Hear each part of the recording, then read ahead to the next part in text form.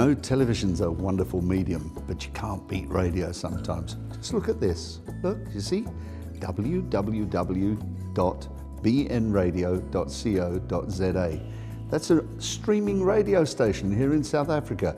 You can hear good music, good interviews, and a little bit of news, but mostly we entertain.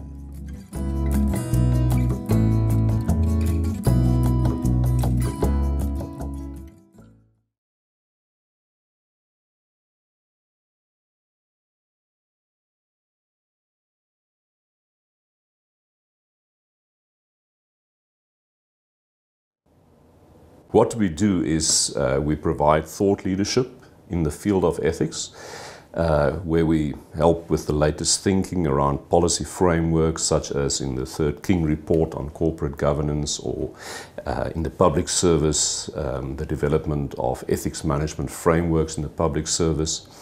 But then we're also very involved in training.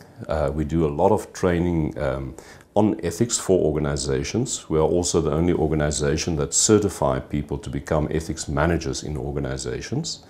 And then we also do advisory services, where we help organizations both in the public and the private sector to manage their ethics. Some interesting things happened in the King Reports, because the King Reports became quite prominent on ethics. In the Third King Report on corporate governance that came out in 2009, the very first chapter is now devoted to ethical leadership and responsible citizenship. And there it basically says that boards need to ensure that two things happen. The first one is that the company ensure that it is a responsible member of society. In other words, that it plays its part in promoting the well-being of the economy, the society, and the environment. But then it says a second thing, and that is that boards should ensure that the ethics of companies is managed effectively. There are basically two types of clients that we have. The one is the type of clients who had a very bad wake-up call, who all of a sudden discovered what is the price tag of unethical behavior. It often comes in the form of a scandal. It can come in the form of a penalty, a legal penalty, when a company is, for example, convicted on charges of corruption. And then all of a sudden they realize ethics is not a nice to have, it's absolutely essential.